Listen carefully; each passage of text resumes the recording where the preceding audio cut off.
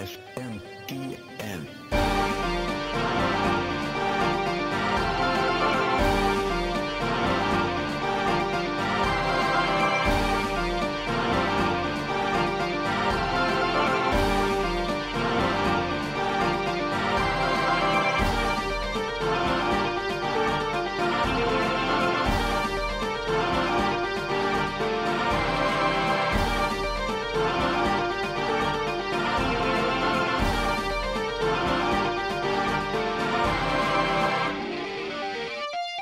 How's it going, everybody, and welcome to Shin Megami Tensei Network Link 159. I'm your host, Spencer Presley, and joining me for another week of solo podcasting is absolutely nobody.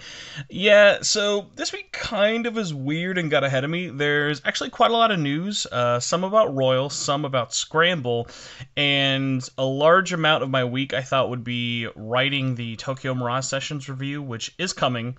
I'm still working on the review. A couple of cogs got thrown in the way. I got my copy of Persona 5 Scramble way earlier than I thought. And also delaying my writing a little bit was all of the Persona 5 Royal press event previews went live last Monday, so about a week ago by the time everyone's hearing this. So I did a bunch of reactions. We're going to kind of get into that in the show. Really quick housekeeping, in case anyone does not know. I am going to be going to NakaCon representing SMTN. We are going to be doing two panels. One is very not related. That is visual novels for beginners. As most of you know, if you listen to this show, I'm a huge fan of visual novels, and I've been wanting to do a convention panel about them for years because I think there's such a huge crossover between anime conventions and video games, especially in the form of visual novels. The big one, though, that is going to appeal to a lot of people, and if you were at TaioCon will be very familiar, we are doing the Ultimate Atlas Fan Panel 2020 edition at NakaCon. So if you will be in the Kansas City area from March 13th to March 15th, and if you are in the area and live near Kansas, Missouri, or kind of, it's basically around Kansas City and stuff like that. So if you are around that area, I would love to meet as many of you as humanly possible. We don't have a final date on both of those panels, but they are confirmed as happening, so I'll let everybody know. I kind of wanted to know a little bit closer to the convention, just because it's not like it's as big of a deal as we're like, oh, I'm flying out, gotta let everybody know as quickly as possible. This one's going to be a lot more kind of casual. It'll be very interesting, though, compared to the TaioCon version, where the subject matter is going to be the same. The big difference this time is now we are going to be on the precipice of Royal coming out in the West. I will already have Scramble, and we already have Tokyo Mirage Sessions Encore. So a lot more being able to kind of review and discuss what the year's been like so far as Atlas fans, and especially because it's a few weeks away from Royal's English release, I'll be very curious to see what everyone in the house kind of thinks about that. So again, if you're in the area, would love to see if you guys can come. If you guys can't come, I will obviously be recording it and putting it up as that week's podcast, plus probably some other stuff. Okay, housekeeping stuff out of the way.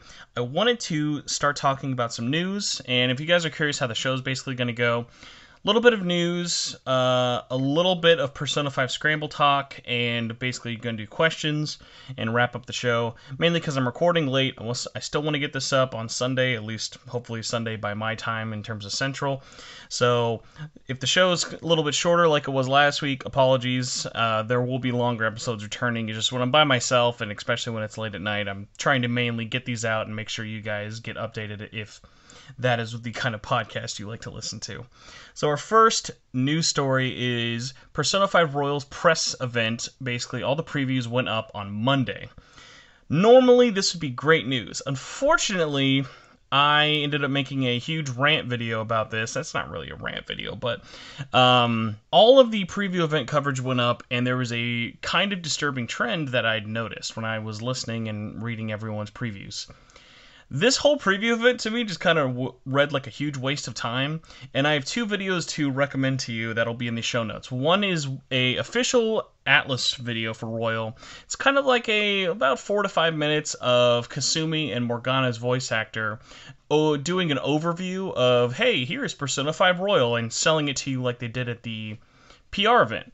The problem is that whole trailer can be summarized as this. Persona 5 Royal is Persona 5 with a grappling hook and a redhead some new people, some new music, and kind of different dungeons.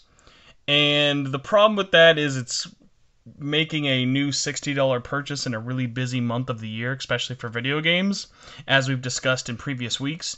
That is making that a really tough sell.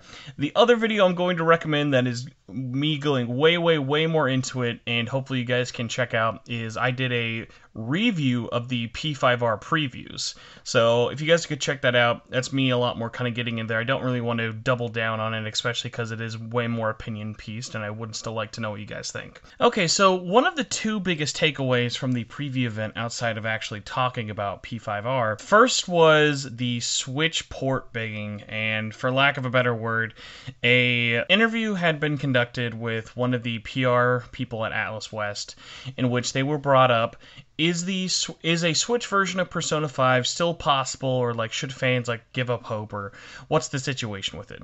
Not a crazy expected question, but also, hey, guess what? You're asking Atlas West, who gets everything like 5 to 6 months late. Not really the best source of what Atlas Japan is going to do, but either way, this individual at Atlas said not to give up hope, and obviously like, hey, keep letting us know if you want it, because hey, guess what? She's not going to announce 1 month before Persona 5 Royal comes out on PS4 only, oh hey, yeah, it's gonna come out in a couple of months, might even be next year, so don't buy this one, buy the one that'll come out later if you want it on Switch. And yeah, I'm not gonna say when, but yeah, if you don't want to buy the one we're currently holding a giant marketing event for, that's the deal. So obviously, no, she's not gonna say that it's coming, but at the same time, she also has to let everyone know not to give up hope. Otherwise, all the people who say, "Hey, what the heck? Where is this game coming?" Because obviously, you don't want to be like the Hat in Time devs and for 2.5 years say, "Nope, never coming to Switch. No way, Jose. Nope, nope, nope, nope, nope, nope, nope," and then eventually be like, "We're coming to Switch, baby!" And then all the fans are like, F you! You told us for years it wasn't coming. What's wrong with you? So, all of that aside, I'm not really going to get into that. That brought up a whole brouhaha. Hey, guess what? If you want that game to come on Switch, the realistic answer is this. Let Atlas know by maybe sending them an email or commenting on a post once, and purchase the PS4 version so that it is viewed financially viable to bring it to the Switch. Otherwise, if the PS4 version totally tanks in terms of Western sales, why on earth would they want to bring it to another platform? That's the realistic answer. Hashtag campaigns, almost 99.999% of the time, never really equate to anything, and in the long run just get people either mad or disappointed. Issue number 2, which also I don't necessarily find this an issue, and things are still very, very vague, but we found out that the Western version of Persona 5 Royal will have localization changes. Surprise, surprise. Things change. So this is a weird one of, as of now, we know one scene in Persona 5 Royal is changed from the original Japanese release of Persona 5 Royal.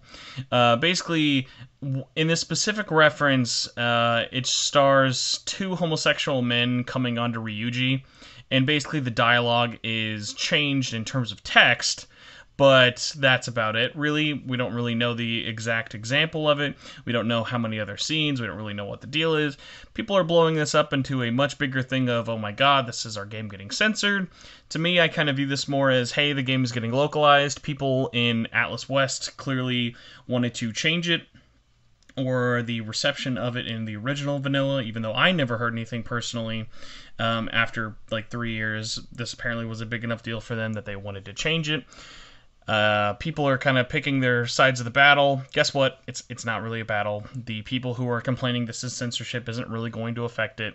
All we're really doing now is just drowning out the conversation about the actual game. But hey, this is news because yes, things were as they were in the original release of the game in Royal will no longer be the case with the Western version of Royal. I more find it interesting that no one's talking about the fact that Atlas West viewed it upon themselves to, for lack of a better word, correct their localization in Royal, but the only way to get the quote-unquote no longer homophobic version of this conversation is to buy a $60 version of a game, and they wouldn't patch it for the vanilla version. So, hey, if you are super against localization changes like that, just pay $10 for Persona 5 and it's still there.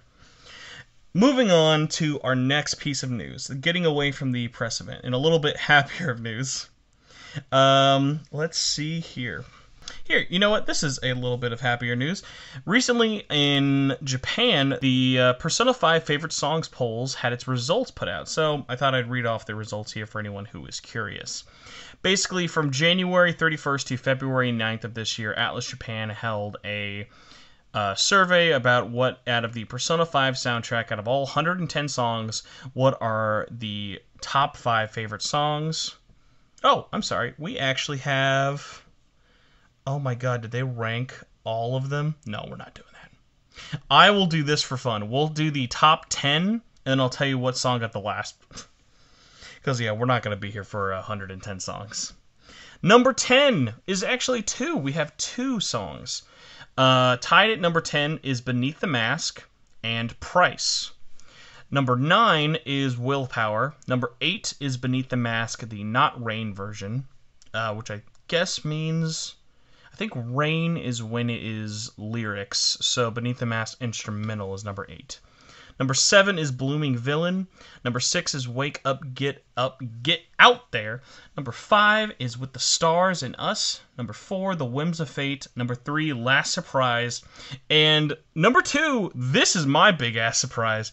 Rivers in the Desert is not number 1. The song that has like 19 remakes or remixes in P5D somehow is not number 1 by...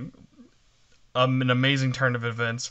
And number 1 is Life Will Change. So kind of an interesting selection of what was voted and whatnot. And our big number 1, haha, let's make fun of him, loser song.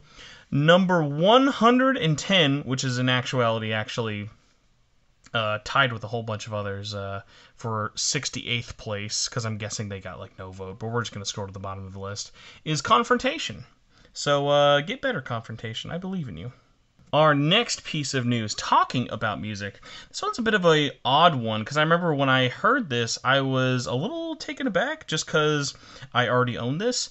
Atlus recently announced that Persona 3 Dancing in Moonlight and Persona 5 Dancing in Starlight are actually going to be getting a soundtrack release. Now, to all of you out there who might have imported the Japanese Collector's Edition and currently have the 4-disc soundtrack for both of those games, let me explain what will be the difference between this. This is going to actually include the full versions of both openings. So it'll have the full version of the openings for P5 and P3 Dancing.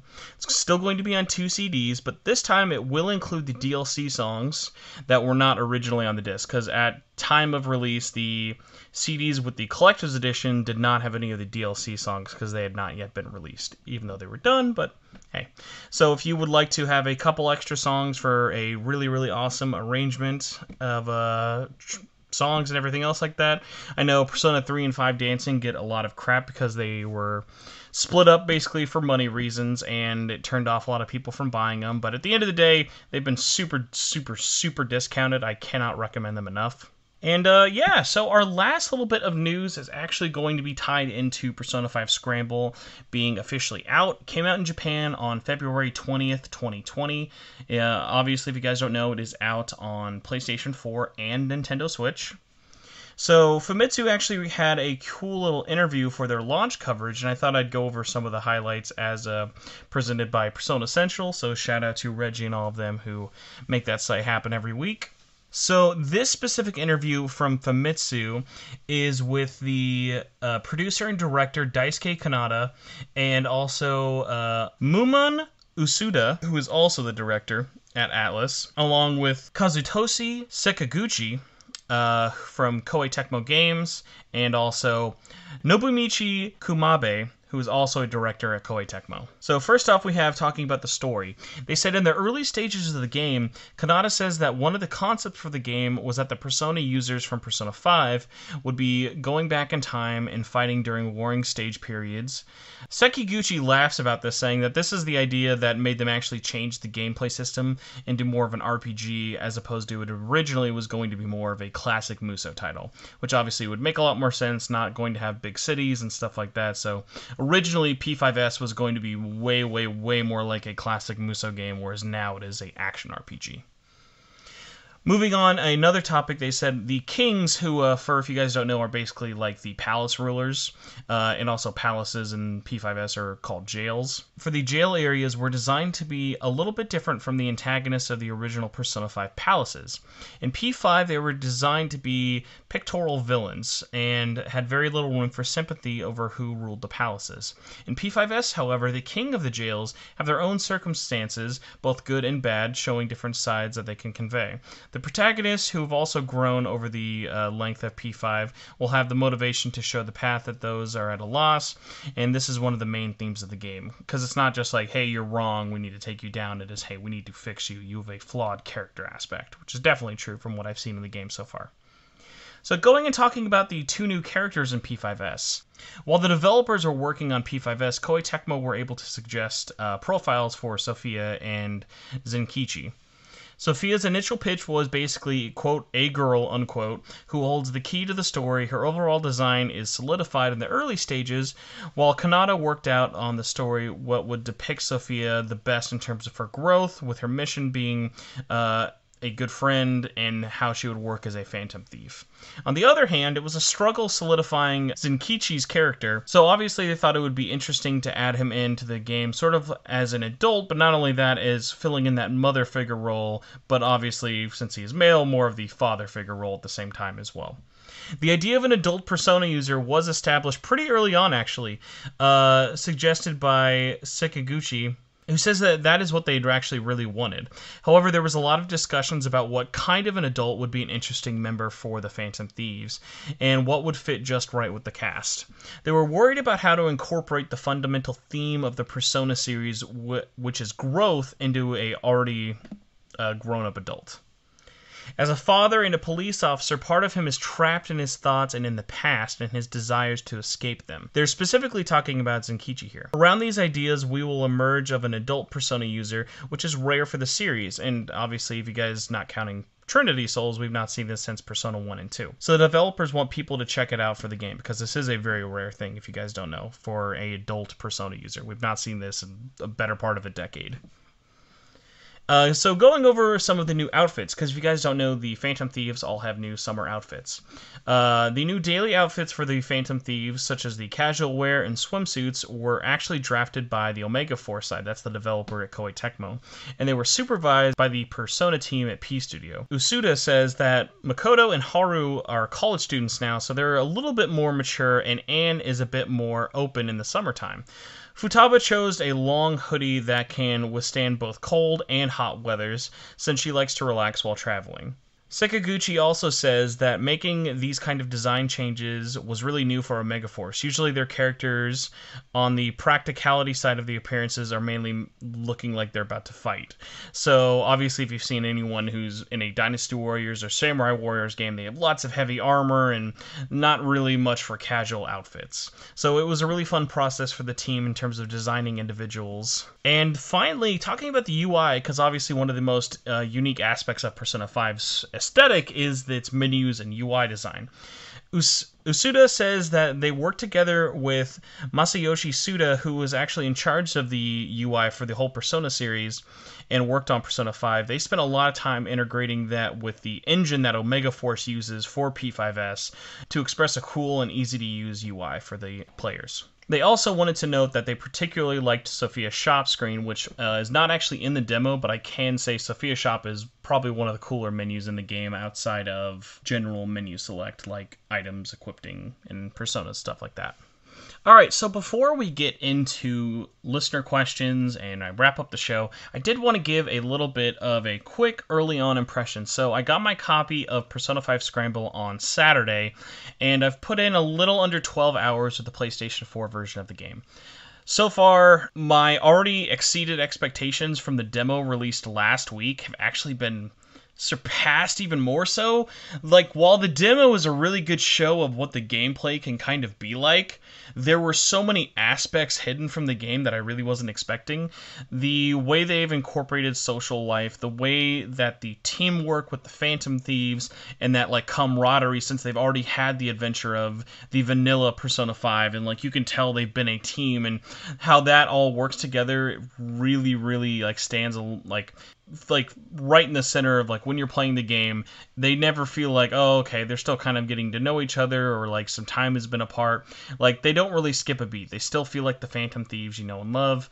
The music I could talk about forever is so amazing. I know a lot of people out there are listening and kind of spoiling themselves for it, but as someone who's been experiencing it all in the game, all the new stuff totally slaps. All the remixes are amazing. The guys over at Koei Tecmo who are like working and making this happen, it is such a unique game, and I'm going to go into some of the how Koei Tecmo is this and how Atlas is this, specifically with one of the questions coming up. But I did want to just say, in terms of my personal opinion so far, I am loving the game. It is such a surprise, and I think people are going to be in for a real treat once this comes out in the West. I think once more people start talking about this outside of Japan and people who imported the game like me, people are going to be really, really surprised about what a Persona spinoff can really be, because obviously this has been marketed as, hey, this is a Persona 5 sequel, but like people's mentality of it in terms of how they were introduced to Persona 5 Scramble is, oh, this is another spinoff like Dancing or Ultimax and blah blah blah. No, this is a whole new other beast. And you can really tell that Omega Force and Koei Tecmo spent the last 3 years developing this game, and it really shows. Like, they put a lot of heart and soul into this. This does not feel like a small game. I have a couple people I know who have actually already beaten it. A good example right now I'm seeing, if you rush, maybe around 30 hours of gameplay. If you're taking your time with it, doing side missions and stuff like that, a little over 50. There's still tons to do. There are super bosses. There is different difficulties. The trophy list actually looks really fair. I'm not translated the whole thing yet because I don't really want to get spoiled on the game with some of the trophies, but for a Koei Tecmo game, it actually doesn't look too horrifying, but I also don't know what the end-game content is going to look like with requests and things like that. So I will keep you updated for anyone who kind of cares like that. I plan to have a full-on review discussion with a guy I want to collaborate with on YouTube, who is very well-known in the community of Warriors games, so hopefully that can all get worked out. My goal is to have a import review that will not go into story spoilers at all, hopefully within the next month, preferably before Royal, because I know once Royal comes out, that's kind of going to be up everyone's skirt and whatnot in terms of attention. So I'm playing through that as quickly as possible, while also still working on the TMS Encore review, and also trying to finish Persona 5 after I finish Scramble, because I want to finish Persona 5 again before Royal comes out, so I can get a totally fresh, really good comparison, so I can really give you guys the best kind of coverage of what is new and what is different and what my take is in terms of, do I like Royal more or do I like what they did in Vanilla more? So that's kind of my quick rambly impressions on it. I don't think this was a question, so if it was, I'm probably going to skip it, but I do want to say this because I haven't asked a couple of times. Is this import friendly? The game is entirely in Japanese. There will be a bit of a learning curve if you don't have any sort of understanding in terms of how Japanese looks, in terms of menus and stuff like that. But if you've messed around with RPGs and Atlas games in the past, there is a lot of English. You can kind of work your way around even the menus and stuff. Nothing is too difficult really to get your head around. The gameplay, super solid, always telling you where to go. The only times where it gets a little bit dicier if you don't have any previous knowledge of Japanese is the side missions, but obviously with the exception of the first one that you have to do, those are all optional, and you can just go through the story where it will say go here, go here, go here, without really getting too stuck too badly, at least. And there's always Google Translate if you get really desperate. All right, we are going to start with our first question, and these are all coming from our Facebook group. Our first question comes from Nick Roth, who said, did you feel like it was a solid action RPG so far? And this is referring to Persona 5 Scramble. I've talked about it a little bit, not really much feeling like a Warriors game, but way more like an action RPG, not too dissimilar to something like Kingdom Hearts and whatnot like that. Obviously, is a much deeper RPG battle system, but you get the idea in terms of you're still fighting, but there is RPG menus that play in the middle of the action. So yeah, it is a much more solid action RPG than I would have ever kind of thought. A really good way to equate it is, for a developer like Koei Tecmo and Omega Force, it's kind of like giving me Nier Automata vibes, in the sense of when I played Nier Automata, I was already a huge Platinum Games fan, but I never thought that that studio could really put out a RPG, like even an action RPG on that level. And this is what I'm feeling playing Persona 5 Scramble, which if you've played Nier Automata is really high praise. Next question comes from Marcos, who says, with P5S supposedly being the sequel to the original Persona 5, do you think this makes P5R meaningless? So this is a really interesting question that's actually going to go into the Evoker of the Week that I really want to ask you all, especially since I know a majority of our listeners are English-based and don't play in Japan and don't import a lot of the games. So we are at a weird crossroad where currently in the West we are 2 Persona games behind Japan. In Japan, they have Persona 5 Royal already out and Persona 5 Scramble. We are obviously getting Royal next month in Japan, but we currently don't have a release date or even an official announcement for Scramble, and it leaves a lot of fans kind of in a weird spot of, I've not heard a lot of people excited about Royal, and I've heard a lot of, hey, I'm kind of surprised how interested I am in Scramble because of how much good word of mouth there's been online. So I don't think the existence of Scramble makes Royal meaningless. I just think it makes Royal a harder sell in terms of keeping the fan base's attention, because now it's being split between a game coming out in English that's pretty similar to the last mainline Persona game we just got, whereas in Japan there's this whole new gameplay style and is a full-on sequel to Persona 5 that is a lot easier to draw people in terms of, look at this, brand new environments, new music, blah blah blah blah blah blah blah blah blah. So long story short, yes and no. It does kind of affect it, but I would say no, it does not make it meaningless. Next question comes from Matthew, who says, does the movement feel good, or does it feel like you're gliding on the floor similar to Hyrule or Fire Emblem Warriors? So, important note, while Fire Emblem and Hyrule Warriors are Koei Tecmo games, those were actually developed primarily by Team Ninja, who is known for working on Ninja Gaiden and obviously Neo 2 right now. So while Omega Force did supply the engine work and they did probably work on different aspects of those games, the movement you can definitely tell is a little bit different. And yes, one of the complaints I've been told by people, and I understand it, but I'm a lot more forgiving. Like currently, before I played this, my favorite Koei Tecmo game they'd ever made was Hyrule Warriors. Yes, that has a lot more of kind of a gliding feeling. Like the speed doesn't really have any real weight to it. While Persona 5 Scramble is really fast, I'd say it's designed to be a lot more like a platformer, because there is platforming sections in terms of leaping, sneaking around, being a lot more quick and agile on your feet. But that weight is there. Everyone's character kind of feels different even when you're playing it. Like, for example, when I'm running around as Ryuji, he feels a lot heavier, and when I'm running around as Mona is like really light, really fast, even in the like cat bus moments like that. So they nailed the speed and the weight of it, which is really important, especially because there's way more platforming and way more exploration than I had any idea would be in this game.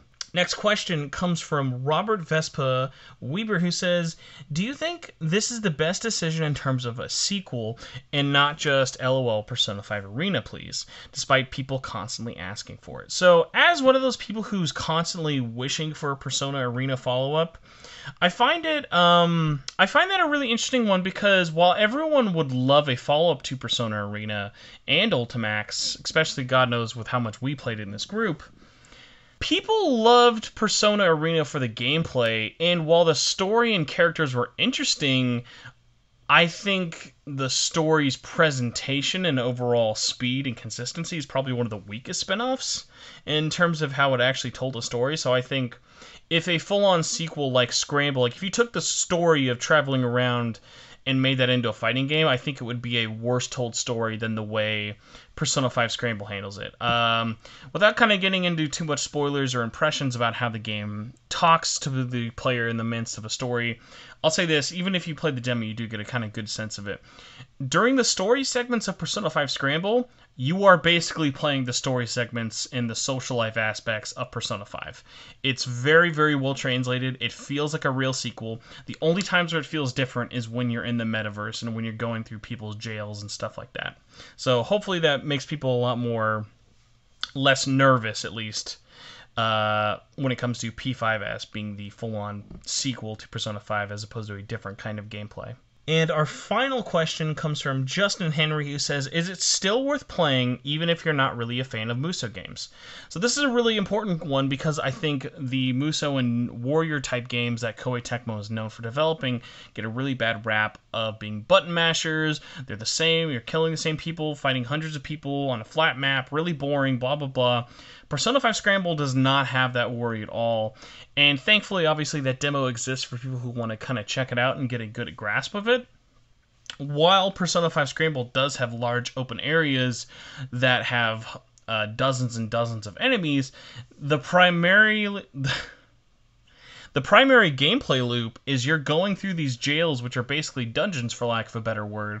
You are sneaking, you're platforming, you are basically attacking small groups of enemies the same way you would fight battles in Persona 5. The only difference this time is you're sneaking up, fighting a small horde of enemies as opposed to turn-based RPG system. So at the end of the day, it basically just feels like a sped-up version of Persona 5 turned into an action RPG. And the gameplay loop is really, really satisfying, especially once you start getting requests popped open and you start going back to different levels, checking out new things, getting materials to sell with loot, and getting all the treasure chests, making sure you've done everything, leveling up all your party members. It's a really, really satisfying loop that, even after 12 hours and the past 2 days, has not gotten old, at least for me, in a little bit. Alright, well, that just about wraps up this week's episode.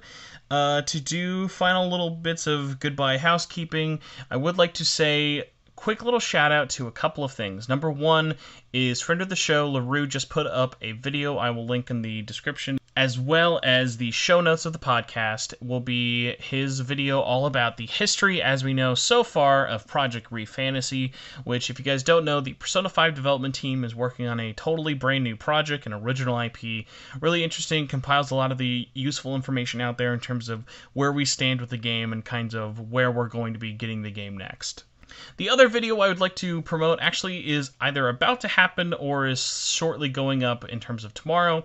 I picked up spontaneously the Persona 5 Volume 1 manga and decided to try reviewing it. So I don't know if this is going to be a colossal train wreck in terms of how bad it is, but basically, I wanted to try reviewing manga on Mondays monthly, and I wanted to start with the most current recent one, which is the Viz-published Persona 5 manga.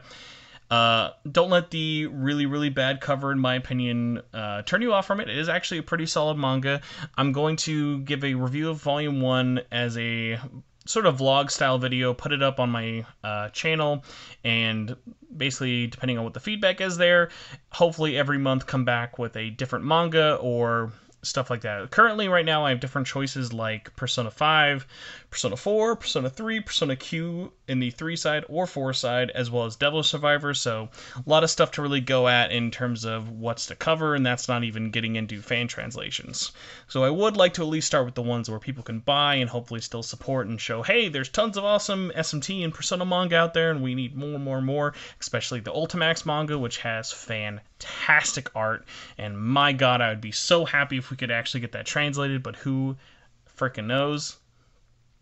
Either way, if you would like to find those videos and all the other previous videos I've talked about doing, you can find our YouTube channel where I also put the episode up every week of the podcast just by searching Shin Megami Tensei Network or Spencer Presley. Those links will all be down in the group. Speaking of the group, we also have an official Facebook group. You can find the Facebook group by going to facebook.com/groups/SMT Network. You can find us on Twitter at SMT Network. On Twitter, you can find our Discord link, because God knows sharing a Discord link is not easy, at least if you don't have a verified link. So our Discord link is on our Twitter head, and I think I can start putting it in the show notes as well, so that should be a little easier as well. If you'd like, you can follow my personal Twitter. I am at Torchwood4SP. And yeah, besides that, you can find the show on iTunes. Be sure to give us 5-star reviews, rate and review us. Really, really helps spread the word, and I do genuinely mean that. If you could subscribe to the channel, it could give us as much attention, even if it's just, hey, sharing it to a friend or someone if you know who likes Persona, SMT, or just needs to listen to a guy from the Midwest ramble for 40 minutes in his room for the second week in a row.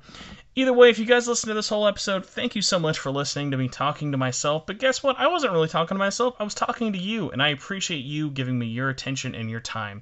I will be back next week to probably talk about either an individual topic or see if we have a whole bunch of crazy news. I genuinely have no idea. I've been kind of just trying to work, move, game right and smush all that into also having a social life and failing tremendously. But hey, at least we got our weekly podcast done. So have a good one, guys. Thank you so much for listening, and I'll see you next week. Bye. Over time they erode and destroy hearts of good souls in the dark,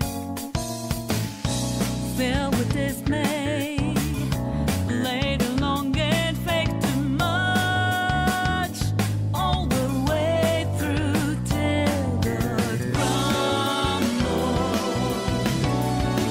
Into shattered down they go.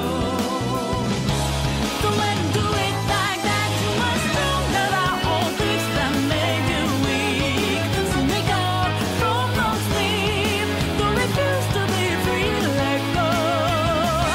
Selfless reason to break out peace in your mind. Take my hand, join the team. Gonna let the deadly fall down. Hey, it's time to rise up.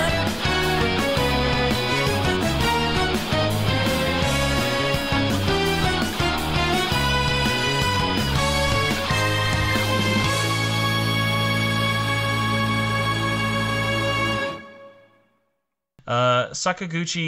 Seki...